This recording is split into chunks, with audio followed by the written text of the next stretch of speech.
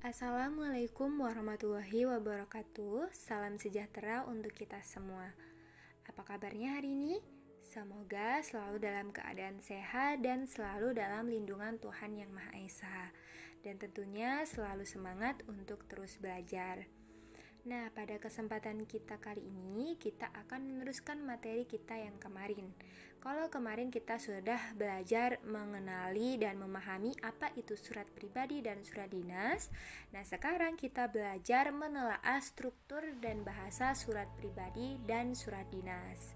Jadi, harap disimak video ini dengan baik supaya bisa menelaah struktur dan bahasa surat pribadi dan surat dinas. Seperti teks bahasa Indonesia lainnya, surat pribadi dan surat dinas juga memiliki struktur. Apa saja struktur surat pribadi dan surat dinas? Nah, yang pertama, struktur surat pribadi. Ada apa saja? Mari kita telaah bersama. Nah, yang pertama itu ada yang namanya alamat dan tanggal surat. Nah, di situ ada contohnya Malang 29 November 2015. Jadi struktur yang pertama itu adalah alamat dan tanggal surat. Harus ada alamat dan tanggal surat, dibuatnya surat itu kapan. Struktur surat pribadi yang kedua adalah salam pembuka. Nah, salam pembuka ini bertujuan untuk mengungkapkan maksud si penulis kepada si penerima. Jadi, maksud dia menulis surat itu apa? Apakah untuk mengungkapkan rasa kangennya, rasa rindunya, atau rasa sayangnya kepada si penerima. Nah, dicontoh di sini ada salam kangen. Nah, berarti si penulis ini mengungkapkan maksudnya yaitu untuk mengungkapkan rasa rindunya, rasa kangennya kepada si penerima nantinya. Kemudian, struktur surat pribadi yang ketiga adalah kalimat pembuka paragraf.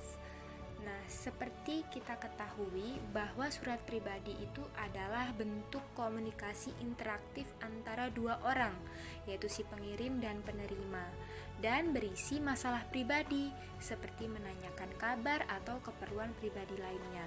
Jadi untuk memulai komunikasi interaktif atau bisa disebut percakapan sehari-hari tapi dalam bentuk tertulis. Jadi ada yang namanya kalimat pembuka paragraf ya. Itu bisa contohnya menanyakan kabar atau menanyakan sedang ada di mana untuk memulai sebuah obrolan atau percakapan. Nah, di contoh ini yaitu apa kabar Aim? Nah, berarti menanyakan kabar si penerima. Kemudian struktur surat pribadi yang keempat adalah isi surat. Kalau sudah ada alamat, tanggal surat, kemudian salam pembukanya, kalimat pembuka, nah pasti ada isi surat, yaitu yang berkaitan dengan masalah pribadi yang akan dibahas. Nah, di sini itu isi suratnya untuk menanyakan alamat si Aim karena Giati ini ingin bertemu dengan Aim di Samarinda. Kemudian kalau sudah ada isi surat, akan ada yang namanya penutup surat. Nah, penutup surat ini untuk mengakhiri percakapan atau surat tersebut. Nah, di sini contohnya sekian dulu, semoga kamu dapat membalas surat ini. Aku tunggu balasanmu. Nah, itu penutup surat. Kemudian setelah penutup surat ada salam akhir. Kalau tadi ada salam pembuka, maka akan ada salam akhir. Nah, salam akhir ini itu mengidentifikasi siapa penulis ini bagi si penerima. Nah, misalnya di contoh ini sahabatmu. Nah, berarti si penulis ini sahabat si penerima. Nah, misalnya bisa juga rekanmu atau anakmu, adikmu, kakakmu. Nah, seperti itu salam akhir. Nah, setelah ada salam akhir, yang paling terakhir dari struktur surat pribadi adalah nama dan tanda tangan si pengirim. Nah, kalau di surat ini tidak ada tanda tangan ya, tapi nanti ketika kalian membuat bisa ditambahkan tanda tangan. Nah, itu tadi struktur surat pribadi. Selanjutnya, struktur surat dinas. Struktur surat dinas ini ada apa saja? Nah, yang pertama itu ada yang namanya kepala surat. Kepala surat ini biasanya disebut dengan kop surat. Nah, kop surat ini diisi dengan nama lembaga. Jadi setiap lembaga itu biasanya memiliki kop surat sendiri. Jadi akan berbeda dengan lembaga lainnya. Kemudian surat dinas ini terdapat yang namanya nomor, lampiran, dan perihal. Nomor ini nomor surat. Nah, jadi surat dinas itu pasti ada nomor suratnya. Kemudian ada lampirannya. Jadi lampiran ini maksudnya surat ini disertai dengan lampiran atau tidak. Nah, kemudian lampirannya itu ada berapa? Misalnya 1 berkas atau 2 berkas, seperti itu. Kemudian perihal, maksudnya tujuan surat ini apa? Tentang apa? Nah, misalnya perihal permohonan izin atau izin penelitian atau izin mengikuti seminar atau yang lainnya. Kemudian jangan lupa selalu ada tanggal suratnya, kapan dibuat surat itu. Di sini di contohnya ada 9 Mei 2015. Kemudian struktur selanjutnya apa? Yaitu alamat. Nah, alamat yang dimaksud ini adalah alamat si penerima. Bukan alamat si penulis, tetapi alamat si penerima, yaitu yang terhormat Kepala Kuarcap Jakarta Pusat di Jakarta. Nah, ini adalah alamat si penerima. Kemudian ada juga salam pembuka. Nah, tapi salam pembukanya berbeda dengan surat pribadi. Kalau surat pribadi, salam pembuka ini bersifat pribadi, tapi karena ini surat dinas, makanya dengan hormat. Salam pembukanya itu hormat, berarti menghormati si penerima. Nah, setelah itu selanjutnya ada paragraf pembuka. Paragraf pembuka, kemudian ada inti surat atau ungkapan. Misalnya ada kata untuk itu kami. Nah, itu inti suratnya. Tujuan surat itu apa yang akan disampaikan dalam surat itu. Kemudian ada yang namanya paragraf penutup. Nah, mungkin di contoh ini kurang lengkap ya.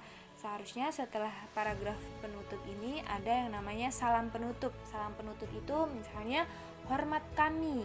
Nah, hormat si penulis atau yang punya acara misalnya. Nah, kemudian ada mengetahui. Itu ada contohnya misalnya mengetahui capsek. Nah, itu akan dicantumkan nama capsek tersebut untuk memperkuat bahwa surat tersebut memang benar-benar resmi, seperti itu. Kemudian yang terakhir akan ada nama dan tanda tangan pengirim. Nah, untuk lebih memperkuat lagi, maka ada yang namanya stempel atau dicap supaya tidak dipalsukan surat tersebut. Nah, itu tadi struktur dari surat dinas. Sampai di sini jelas ya. Nah, jika ada yang kurang jelas nanti bisa ditanyakan dengan Ibu di grup. Selanjutnya, menelaah bahasa surat pribadi dan surat dinas. Kalau tadi kita sudah menelaah strukturnya, sekarang kita menelaah bahasanya. Yang pertama, ciri penggunaan bahasa pada surat pribadi. Apa saja ciri penggunaan bahasanya? Yang pertama, pilihan kata sapaan bersifat pribadi. Jadi, kata sapaannya itu bisa terserah kita. Misalnya kita memiliki sapaan yang spesial dengan teman kita. Nah, itu boleh digunakan. Kemudian yang kedua, bahasa surat pribadi tidak formal tetapi santun.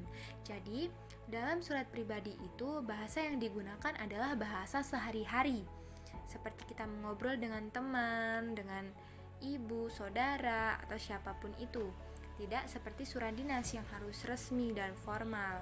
Tetapi dalam surat pribadi, walaupun menggunakan bahasa sehari-hari, tetapi harus tetap sopan dan santun. Yang ketiga, pilihan ragam bahasa tergantung siapa penerima surat. Nah, jadi bisa dibedakan bahasanya. Ketika kita berkirim surat dengan teman, itu bahasanya seperti apa. Kemudian kita berkirim surat dengan orang tua misalnya, bagaimana bahasanya. Nah, seperti itu. Kemudian yang keempat, menggunakan sapaan ya. Selalu ada sapaan, dan sapaan itu bersifat pribadi. Dan yang terakhir, yang kelima, menggunakan kata ganti orang pertama untuk pengirim dan kata ganti orang kedua untuk penerima. Nah, itu tadi ciri penggunaan bahasa pada surat pribadi. Kemudian yang kedua, ciri penggunaan bahasa pada surat dinas. Yang pertama, pilihan kata sapaan bersifat formal. Semuanya yang ada dalam surat dinas itu harus bersifat formal. Kemudian yang kedua, bahasa ragam baku. Mau dikirim kepada siapapun surat itu, bahasanya tetap harus baku. Tidak ada toleransi, harus benar-benar baku dan bersifat formal. Selanjutnya yaitu menelaah kesalahan dan penulisan surat. Jadi selama ini banyak sekali kesalahan-kesalahan yang mungkin tidak diketahui oleh kebanyakan orang. Nah, jadi kita belajar di sini supaya kita bisa menulis surat dengan benar agar kita tidak salah. Nah, biasanya kesalahan yang sering terjadi itu ada di penulisan alamat. Nah, jadi alamat itu tidak boleh disingkat. Misalnya di sini ada Jalan B. Sempor. Nah, itu tidak boleh disingkat. Jadi harus jelas semuanya. Jalan Bendungan Sempor, nomor sekian. Nah, seperti itu. Kemudian yang kedua, penanggalan surat. Jadi penggunaan tanda titik pada akhir penanggalan itu tidak diperkenankan. Misalnya ada tanggal 4 Juni 2015. Nah, itu tidak perlu menggunakan tanda titik di akhirnya. Jadi cukup 4 Juni 2015 dan juga tidak perlu menggunakan tanda strip 4 strip 6 strip 2015. Nah, tidak diperkenankan seperti itu. Jadi harus 4 Juni 2015 jelas tanpa tanda akhir. Kemudian yang ketiga, halaman surat. Jadi kata halaman itu tidak perlu menggunakan titik ya. Jadi langsung hal titik 2 permohonan penceramah, tidak perlu dikasih titik. Nah, itu yang benar. Kemudian di lampiran surat juga seperti itu. Lampiran itu tidak ditulis menggunakan angka. Misalnya lampiran ada 1 eksemplar atau 1 berkas. Nah, angka 1 itu tidak boleh ditulis dengan angka, tetapi menggunakan huruf, yaitu 1, seperti itu. Kemudian kesalahan berikutnya yang sering terjadi itu ada di alamat tujuan. Nah, jadi di dalam surat dinas itu kan ada alamat tujuannya, yang terhormat, misalnya siapa gitu kan. Nah, sapaan bapak, ibu, atau saudara di depan nama jabatan dan gelar itu tidak diperlukan. Ya, jadi di sini ada contohnya, misalnya yang terhormat Bapak Dr. Tono. Itu tidak perlu ada kata bapak di situ, tapi cukup yang terhormat Dr. Tono. Jadi, sapaan itu hanya dipergunakan untuk mengiringi nama orang yang tidak diawali dengan gelar. Nah, kesalahan selanjutnya banyak terjadi di isi surat, yaitu kesalahan penggunaan tanda koma. Misalnya di sini ada kami segera memberitahu saudara, koma, jika ada perubahan jadwal. Nah, itu tidak perlu, langsung saja, tidak usah dikasih tanda koma. Langsung, kami segera memberitahu saudara jika ada perubahan jadwal. Nah, seperti itu ya, hal-hal seperti itu harus diperhatikan. Kemudian yang terakhir, banyak salah di penutup surat. Tepatnya di bagian nama yang menandatangani surat tersebut. Nah, jadi penulisan nama pejabat atau penanda tangan surat itu seharusnya ditulis dengan huruf kapital pada setiap awal kata. Cukup setiap awal kata ya, bukan seluruh namanya. Kemudian tanpa ada tanda lainnya, baik berupa garis bawah maupun tanda kurung. Jadi nama penanda tangan itu cukup awalnya saja yang kapital. Ya, misalnya Aziza Oktaviani. Nah, jadi yang huruf kapital itu cukup huruf A dan O, tidak semuanya kapital. Kemudian tidak perlu ada yang namanya tanda seperti dalam kurung atau garis bawah, seperti itu. Cukup namanya saja. Nah, itu tadi kesalahan-kesalahan yang sering terjadi dalam penulisan surat. Jadi, harap benar-benar diperhatikan ketika menulis surat supaya tidak terjadi kesalahan-kesalahan yang mungkin dianggap sepele tetapi itu penting. Jadi benar-benar diperhatikan bagaimana penulisan yang benar, jangan sampai salah. Nah, itu tadi kita sudah menelaah strukturnya, kemudian menelaah kebahasaan dan menelaah kesalahan yang sering terjadi. Dan kemudian sekarang kalian mengerjakan tugas atau latihan. Nah, yang pertama tugasnya bandingkan unsur pada surat pribadi dan surat dinas dengan mengisi tabel. Nah, jadi dibandingin unsur surat pribadi itu seperti apa, surat dinas itu seperti apa, dan kerjakan seperti tabel yang ada di buku halaman 256. Kemudian tugas yang kedua, pasangkan unsur surat pribadi dan surat dinas dan alasan penulisannya. Kerjakan seperti tabel pada halaman 257 sampai 258. Silakan dikerjakan di buku tugasnya masing-masing, kemudian dikumpulkan di grup seperti biasanya. Selamat mengerjakan dan selamat belajar. Ibu ucapkan terima kasih sudah mengikuti video ini sampai akhir. Ibu akhiri, wassalamualaikum warahmatullahi wabarakatuh.